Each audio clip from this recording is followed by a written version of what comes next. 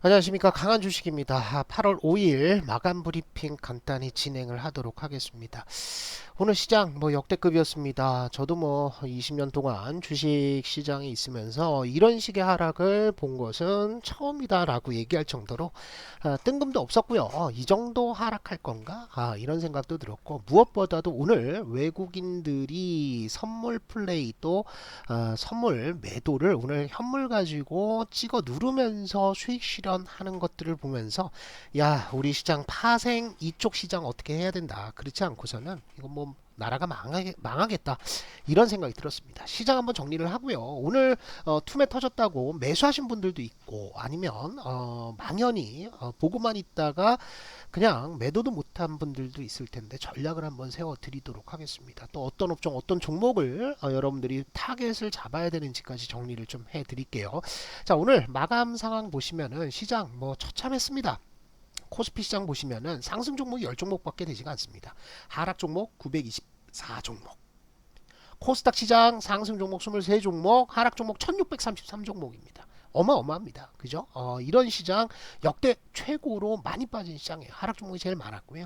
코스피 시장이 8.77% 하락했고, 코스닥이 11.30% 하락을 했는데, 이것도 장 막판에 좀 들어올려서 그렇다는 거죠.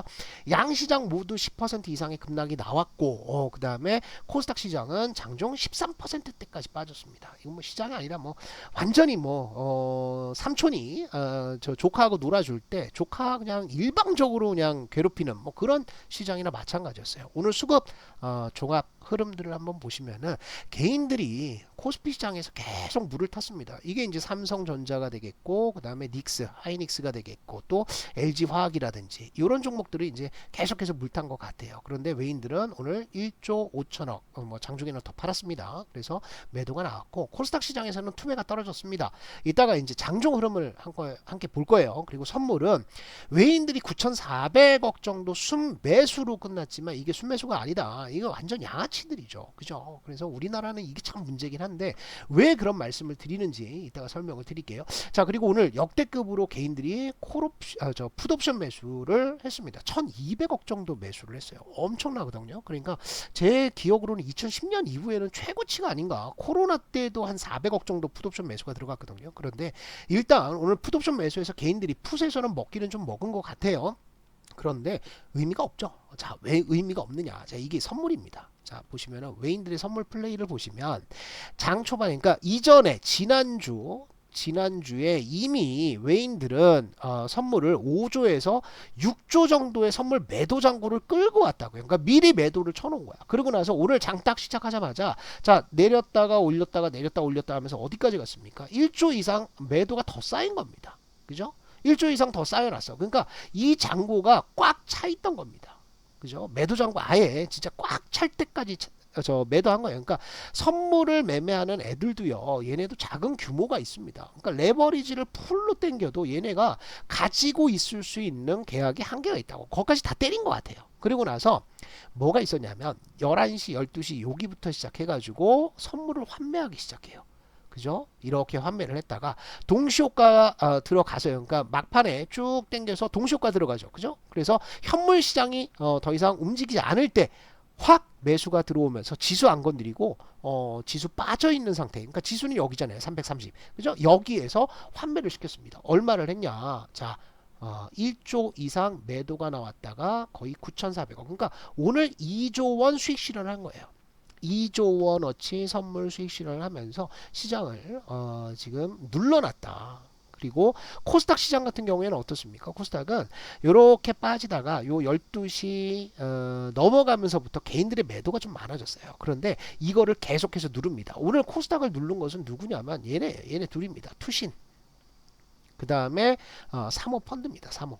얘네도 아마 지금 손절이 나갔을 거예요. 그러니까 하루 종일 팔잖아요. 하루 종일 샀다 팔았다 샀다 팔았다, 외인들처럼 이렇게 하는 것이 아니라 개인들처럼 샀다 팔았다 하는 것이 아니라 쭉 때리잖아요. 그러니까 시장 엑시트 하는 겁니다. 투신하고 사모펀드는 아마 오늘 손절이 1200억 정도가 나왔어요. 그런데 거래 대금을 따진다고 한다면 투신하고 사모펀드가 뭐 합쳐가지고 1300억 정도 되잖아요. 1300억 이상 되는데 이 정도라고 한다면 코스피 시장에서 한 5천억 7천억 이렇게 판 거나 마찬가지예요.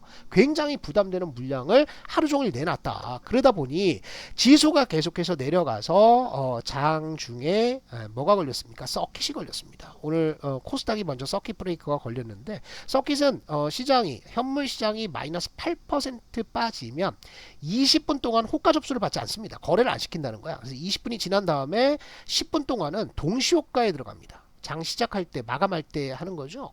하는 것처럼 동시효과에 들어갑니다. 그러면 자 서킷 브레이크가 터지고 동시효과 때 호가가 축축축축 내려오니까 개인들은 공포에 질려서 그때부터 시작해서 투매에 들어가게 됩니다. 그죠? 그래서 3천억에서 3,500억 정도 투매가 진행이 됐고 그에 따라서 매수는 외인들 그리고 금융투자 프로그램 매수로 들어가는 흐름들이었다. 그래서 코스닥은 일단 투매가 터졌습니다. 그런데 코스피 같은 경우에도 서킷이 걸렸죠. 서킷이 걸렸는데 그 이후에 매물이 계속해서 외인들 쪽에서 나왔다. 그래서 외인들 쪽에서 왜 매물을 그렇게 때려냈냐라고 한다면 자 이겁니다. 선물 지수를 먼저 볼게요. 선물은 아까 외인들이 여기에서부터 시작했어요. 그죠? 여기서부터 시작해서 매도 잔고를 쭉 누적을 시켰습니다. 그러고 나서 오늘 클라이막스에 딱 들어갔는데 이 선물을 환매를 시켜야 돼. 환매를 하면 선물이 툭 튀어오를 거 아니에요. 그죠? 그러면 수익이 그러니까 선물 매도를 쳐놨기 때문에 선물은 내려가면 내려갈수록 그죠? 선물 지수가 내려가면 내려갈수록 수익 아니에요. 그러니까 요게 선물 환매를 선물 시장을 그대로 둔 상태에서 하면 이게 뿅 올라갈 거 아니야. 그러니까 선물 시장이 올라가지 않게 지수를 잡아 놓는 게 필요했어요. 그래서 그 지수를 잡아 놓는 게 누구였다? 오늘 삼성전자였습니다. 삼성전자 불쌍해요. 그러니까 오늘 역대급으로 빠졌거든요. 장중에 거의 마이너스 12%대까지 빠졌는데 하루 종일 얘를 때렸습니다. 그러니까 차트 보면은 얘는 반등이라는 게 없어. 분봉 차트 한번 볼게요. 뭐 반등이라는 게 없습니다. 정신 나간 것처럼 때리잖아요. 그러니까 개파락한 이후에 한 번도 반등을 주지 않고 계속 힘으로 밀어버렸다는 거죠. 이 밀어버리는 과정에서 언제부터 11시 12시 요 구간부터 외인들은 선물 환매를 시작한 겁니다. 얘로 때려놓고 그죠? 얘뿐만 아니죠. SK 하이닉스 역시 하루 종일 뺐습니다. LG 화학 역시 하루 종일 뺐어요. 그러니까 시총 상위 종목들의 현물을 때리면서 외인들은 선물 환매수를 했다. 그러니까 제가 늘 얘기하잖아요. 선물 시장 때문에 우리 시장 망한다. 그러니까 외인들이 지금 수익 가져간 게 1조 원이 넘을 거라고요. 그러면 우리나라가 아무리 수출하고 반도체 팔고 HBM 팔고 자동차 팔면 뭐합니까? 선물 시장에서 이렇게 털리는 거. 그래서 요거는 조금 우리가 좀 제도적인 개선이 좀 필요하지 않나 뭐 이 개인적인 생각입니다. 그래요. 어쨌든 우리 시장이 이렇게 빠졌어요. 빠지면서 전부 다 급락세가 나왔는데 자 보시면은 오늘 코스닥에서 투매가 터졌다라고 해서 시장이 조정이 마무리가 됐다라고 생각하시는 분들이 있어요. 그렇지 않습니다. 언제하고 비교를 해야 되냐? 자, 코로나 때 코스닥이 마이너스 11% 빠지고 코스피도 8% 빠졌습니다. 그죠? 그때하고 지금하고 보자 이거야. 신용 잔고를. 그죠? 그래서 보시면은 요게 3월 달이에요. 3월 19일 요 차트를 한번 보여드릴게요. 3월 19일 날 어떤 흐름들이었냐면 자 이때요. 2020년 3월 19일 요때 최저점을 찍었습니다. 그죠? 이때 뭐 난리도 아니었죠. 그래서 이때 급락하면서 바닥을 찍고 V자형으로 땡기기 시작을 했어요. 그러니까 많은 사람들이 이런 것들을 원하고 있다고. 그죠? V자. 그래서 투매가 터졌으니 이제부터 사면 올라간다라고 생각을 하는데 그렇지는 않습니다. 왜 그러냐? 첫 번째, 예탁금이 늘지 않아요. 예탁금. 당시에는 예탁금이 30조 원 수준에서 어디까지 늘었다? 70조 원, 70조 이상까지 늘었습니다. 그죠? 그런데 지금은 어때요? 55조에서 움직이지 않고 있어. 그죠? 추가적으로 늘지 않는다고요. 두 번째는 뭐냐면 신용 잔고입니다. 신용 잔고가 어떻게 정리가 됐는지 한번 보자고요. 그 자료를 한번 보시면 자 이렇습니다. 2020년에 3월 13일부터 시작해서 10조 원이던 신용 잔고가 9조 8천억 그 다음에 9조 4천억, 8조 5천억, 8조 1천억 계속 줍니다. 그래서 결국에 어디까지 줄여요? 6조 4천억까지 줄어요. 6조 4천억. 10조 원이 6조 4천억이 됐다고. 그러면 그냥 얘기해도 35%가 신용이 털린 거 아니에요. 그죠? 신용 잔고가 35%가 털렸습니다. 그런데 지금은 어떠냐? 지금은 20조 2천억에서 신용 잔고가 정점을 찍고 내려오는데 얼마 빠졌습니까? 지금 19조 한 4천억 됐을 거거든요. 그러면 한 7천억 빠진 거야. 7천억. 7천억에서 8천억 빠진 겁니다. 그럼 몇 프로 빠진 겁니까? 5%밖에 안 빠진 겁니다. 신용이 아직도 많다. 그렇기 때문에 여기서 V자형 급등을 바라기는 어려워요. 아시겠죠? 그래서 현 시점에서 이제 투매 터졌으니까 나는 매수 들어갑니다 라고 생각하기보다는 이 기술적 차트 흐름들 봐도요, 이거 어떻게 할 건데, 요 하락갭 있죠, 그죠? 이 하락갭 여기서 이만큼 터진 거는 어떻게 할 건데, 그죠? 이 장대 음봉 이건 어떻게 할 건데. 그러니까 여기에서 이렇게 땡겨 올라가기 어렵다. 여기에서는 한참 놀면서 또 추가적으로 깰 수도 있어요. 올라갔다 또 깨고 올라갔다 또 깨고 하면서 힘들게 할 수도 있습니다. 그러니까 지금 구간에서 투매 터졌다, 반대 매매 좀 나왔다라고 들어갈 필요가 없어요. 지금은 뭐 안 사고 기다려야 됩니다. 설령 이게 내일장에 막 3% 5% 올라갈 수도 있지, 단기적으로. 그런데 종목들 그러면 매수하셨다가 단기로 치고 나와야 돼요. 그죠? 오래 장기로 갈 수 없습니다. 장기로 못 가고 코로나처럼 단기로 3% 5% 먹으면 나와야 됩니다. 여기에서 더 준다 그러면 땡큐 하고 나와야 되는 거죠. 그죠? 그래서 현금을 지금 가지고 있어야 된다. 이렇게 보세요. 아시겠죠? 그리고 미국의 나스닥 지수 선물은 우리 시장 끝나고 얄궂게도 올라갑니다. 우리 시장이 여기서 끝났거든? 여기 딱 끝나자마자 지수 올라가요. 그죠? 그래서 미국 시장이 조금 회복은 해주긴 할 것 같다. 근데 이 회복이 뭐 상승이라고 보는 게 아니죠. 급락하는 것들을 어떻게 조금 땡겨 올려주는, 그죠? 엔비디아도 보시면 지금 요거 24시간 거래되는 고 야간 시간의 시장이에요. 근데 이게 마이너스 10% 갔다가 지금 마이너스 6%야. 얘가 올라가는 게 아니라니까. 마이너스 6%입니다. 엔비디아, 그죠? 그 다음에 테슬라, 얘도 마이너스 10% 갔다가 마이너스 5%예요. 마이너스 5%. 그 다음에 애플, 워렌 버핏이 절반 이상 지분을 팔았다라는 소식 나왔죠. 아까 13%까지 밀렸었는데 마이너스 7%야. 그러니까 미국도 오늘 아시아 시장이 막판에 tum에 터졌다고 급반등 가능성이 많지는 않다. 할 수도 있겠지, 미친 척하고. 그런데 가능성이 많지 않다. 그러면 미국장이 또 오늘 나스닥 2% 빠지고 뭐 이러고 시작하면 내일 아침에 분위기가 좋겠습니까? 좋지가 않죠. 그죠? 그렇기 때문에 여러분들은 지금 투매가 터졌다, 그래서 내일부터 나 질러야지, 이런 생각은 안 하는 게 좋다. 종목들 보시면은요, 어지간한 종목들 전부 다 추세 닿겠습니다. 그죠? 삼성전자 이거 추세 있어요? 완전 급락이지. 기술적 반등 나와도 바닥 잡아야지. 하이닉스 역시나 마찬가지죠. 에코프로 역시나 마찬가지입니다. 에코프로는 뭐 바닥도 안 보여요 지금. 그죠? 저점 또 깼잖아요. 3개월 동안 가지고 가던, 그죠? 이 자리를 오늘 장대 음봉으로 깼습니다. 거래량까지 터졌어요. 그죠? 에코프로 BM 역시나 저점 이탈했습니다. LG화학 완전히 박살났습니다. 그죠? 삼성전기, 삼성생명 뭐 이런 것뿐만 아니라 잘 올라가던 삼성중공업, 그죠? 박살났죠?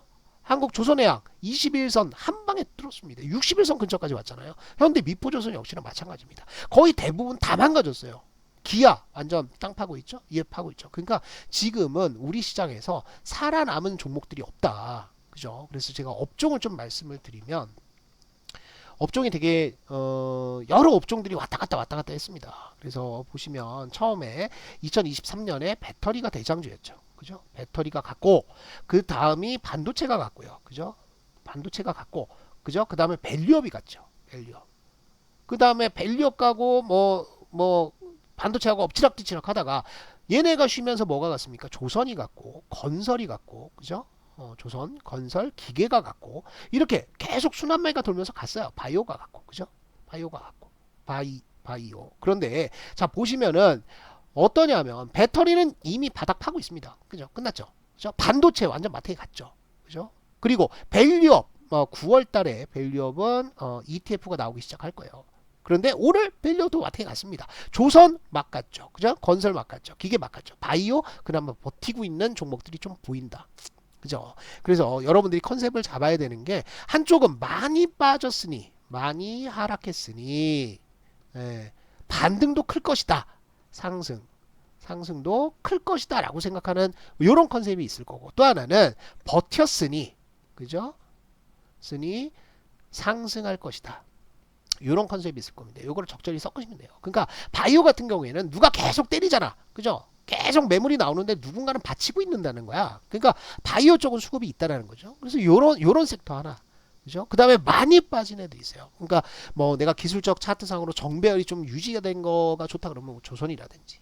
그죠? 그거 아니고 야 그래도 실적이 제일 좋은 섹터가 반도체인데 그럼 반도체라든지 요렇게 이제 두 개를 섞어서 가셔야 된다. 아시겠죠? 이렇게 가는데 요것들도 매수하는 게 내일부터 매수하느냐? 아니다. 내일부터 매수하는 게 아니고 충분히 경기 침체에 대한 논란이 좀 사그러진 다음에 들어가셔야 된다라는 거예요. 아시겠습니까? 자, 이렇게 이제 정리를 하시고 그러면 과연 경기 침체가 지금 나오고 있는 것이냐? 그죠? 경기 침체가. 그래서 경기 침체 얘기가 나온 게 이제 고용 지표 쇼크가 나오면서 뭐가 나왔어요? 삼수룰이 나왔죠. 그죠?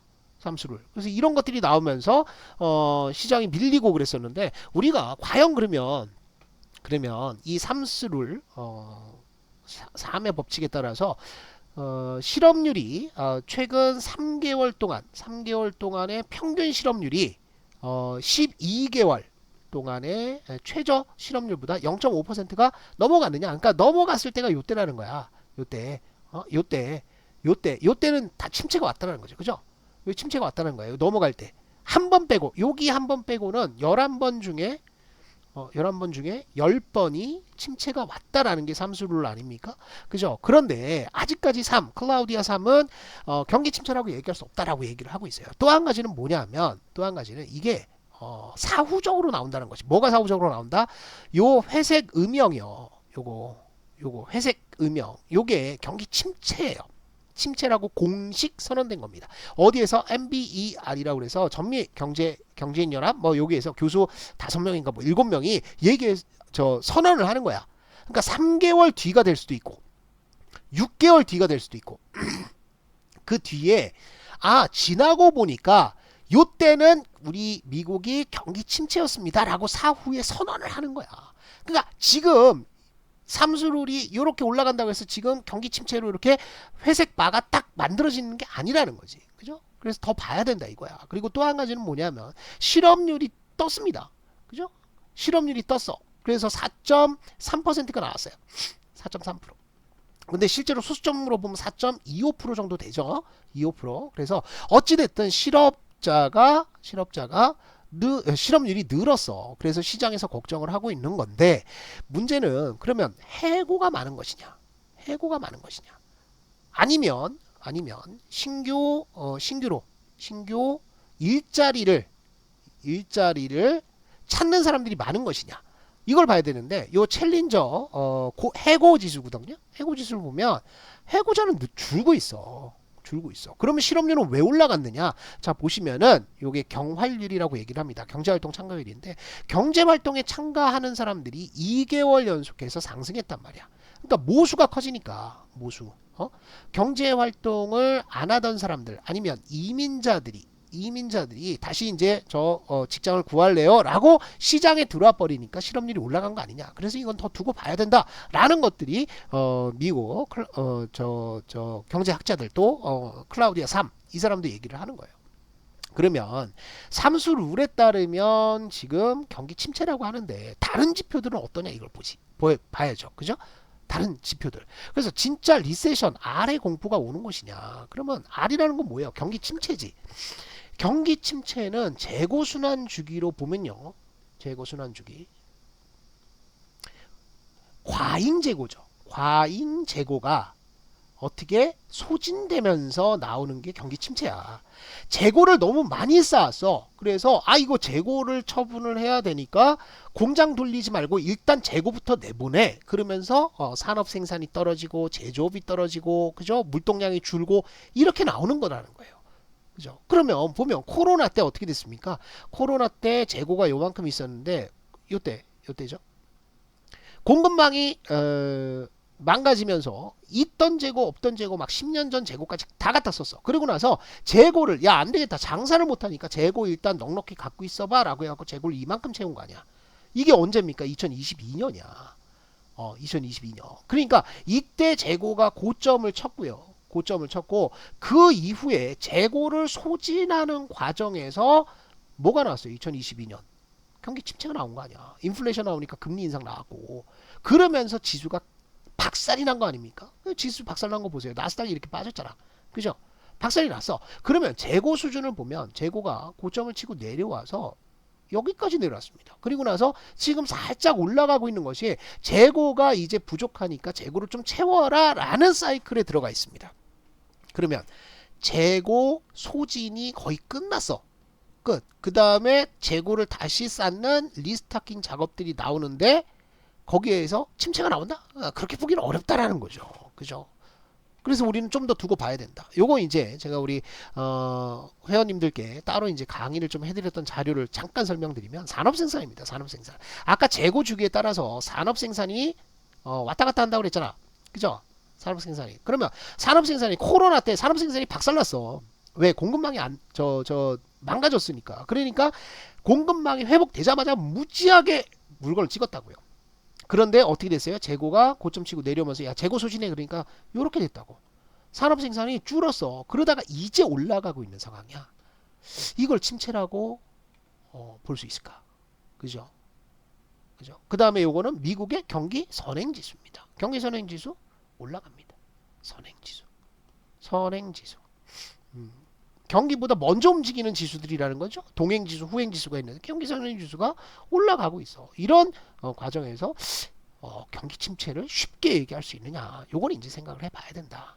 아시겠죠? 그래서 경기 침체에 대한 논란이 좀 사그러들 것 같아요. 그런데 이 경기 침체 이 논란은 뭘로 돌파해야 된다? 결국엔 실적으로 돌파를 해야 돼. 실적. 이 실적. 실제로 숫자가 찍히는 거 보고 경기 침체가 아니네 라는 것들이 만들어지기까지는 시간이 필요하다. 그래서 내일부터 당장 찌르지 마시고 매수했다가도 수익 나면 바로바로 좀 청산을 하면서 최대한 현금 가지고 있고 그 다음에 너무 무리하게 시장 진입하지 마시라. 요렇게 제가 여러분들께 당부를 좀 드리도록 하겠습니다.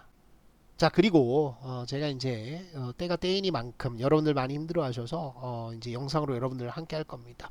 좋아요 구독 눌러 주시고요. 우리 강한주식연구소 주식연구소 여기에서 어플입니다. 어플 찾아서 들어오시면 되는데 강한주식연구소 어플 들어오시면 여기에 제가 여러가지 자료들도 올려놓고 매일 브리핑 써드려요. 아침마다 그죠? 오늘장은 어떻게 하십시오. 그 다음에 파동 추천주도 나갑니다. 추천주. 그래서 강한주식연구소 어플을 여러분들 검색을 하시면 된다. 그래서 검색하셔가지고 어려울 때 여러분들 혼자 하지 마시고 함께 같이 저와 함께 이 시간들 헤쳐나가면 분명히 큰 수익이 될 수 있다. 이렇게 정리를 좀 드리도록 하겠습니다.